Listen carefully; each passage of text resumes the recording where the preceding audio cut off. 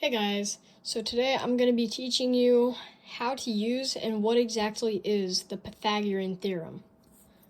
So the equation for the Pythagorean Theorem is a squared plus b squared equals c squared.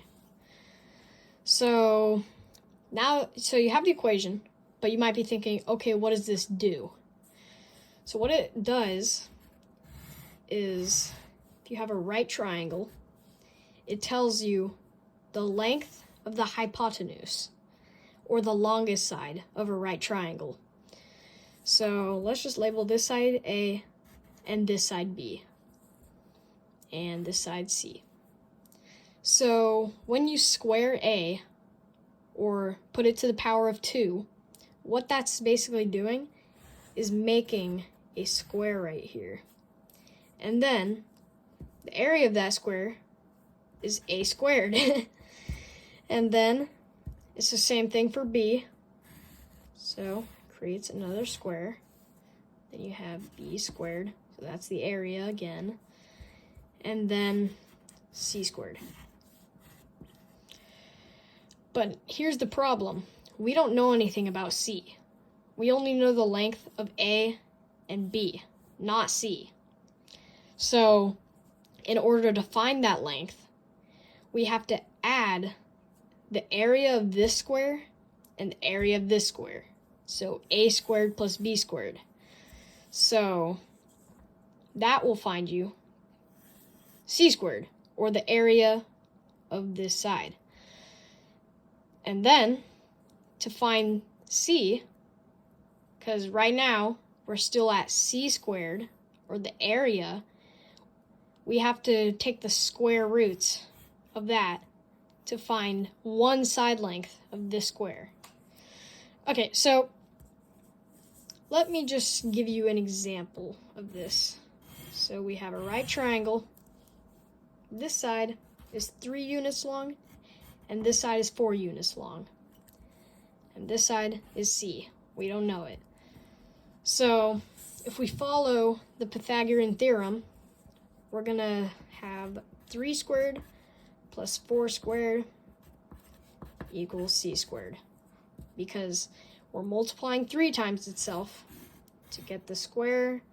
And then 3 times 3 is 9, so this is 9 units squared. That's the area of this square. And then, okay, this looks more like a rectangle, but I don't know why I wrote the equation there, but then the area of this square is 16 units squared.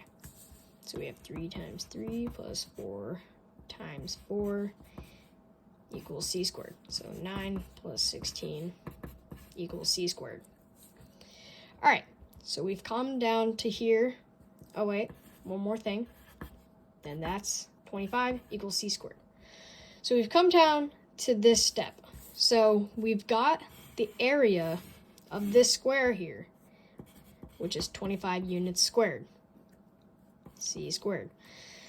But we don't want the area of this square. We want one side length, or in this case, c.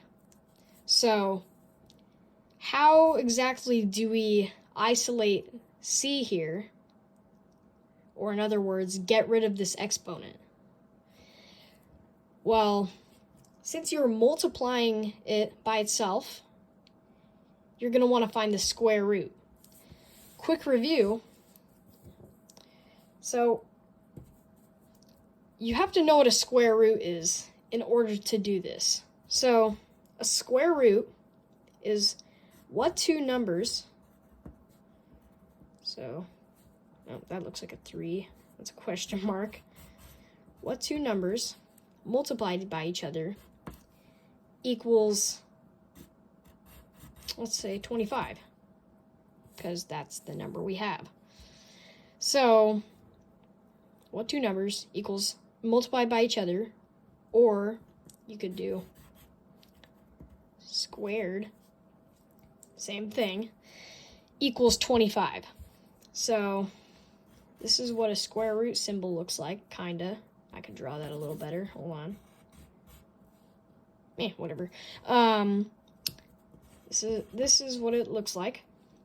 So this is a pretty simple one because this is a perfect square, which basically means that there are two numbers that are the exact same that just go into it perfectly. So in this case, it would be 5, because 5 times 5 equals 25. So the square root of 5 equals 5. All right, so that's how to do a square root, or how to find a square root, which you probably should know by this point because you're learning the Pythagorean Theorem.